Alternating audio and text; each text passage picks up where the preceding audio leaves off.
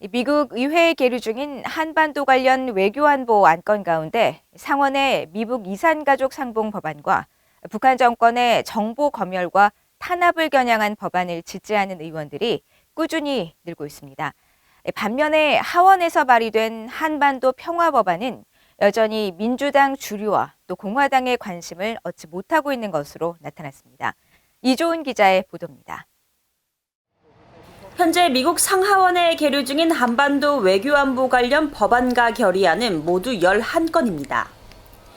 이 가운데 전체 100명인 상원에선 미북 이산가족 상봉 법안과 북한 정권의 정보 검열과 탄압을 겨냥한 오토원비어 북한 검열 감시 대응 법안이 지지의원들이 늘고 있습니다. 하와이주의 메이지 히로노 상원 의원이 발의한 미북 이산가족 상봉 법안은 지난해 8월 발의된 이후 매월 추가 지지의원을 확보하면서 지난달 31일까지 총 8명이 법안 서명에 동참했습니다. 이산가족 상봉 법안은 지난해 하원 본회의를 통과해 상원 의결만 남기고 있는데 초당적 내용이어서 상원 통과 가능성도 높습니다. 오하이오주의 로포트먼 공화당 상원 의원이 지난해 대표 발의한 오토원비어 북한 검열 감시 대응 법안도 지난해 말 지지의원 2명이 추가되면서 현재 서명 의원은 5명입니다.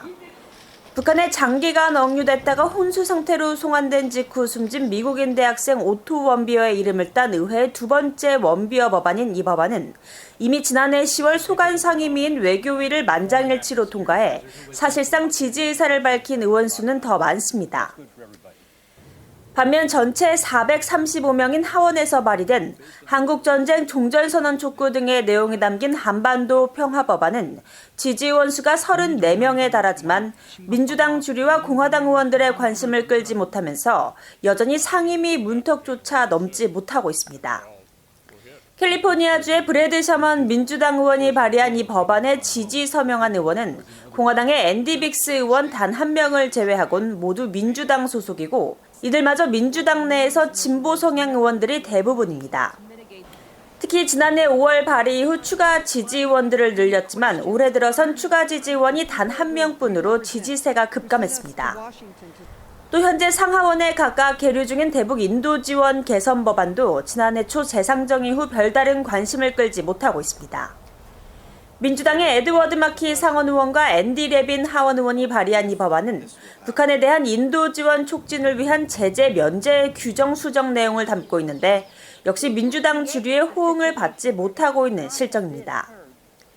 이 밖에 현재 상하원의 미한동맹 결의안과 1968년 북한에 납포된 푸에블로호 반환을 촉구하는 2건의 하원 결의안도 계류 중인데 의원들의 관심을 얻지 못하고 있어 연내 처리의 진전이 불투명합니다. 회기 마지막 해인 올해 처리되지 못한 안건은 다음 해로 이월되지 못하고 자동 폐기 처리됩니다. VOA 뉴스 이조은입니다.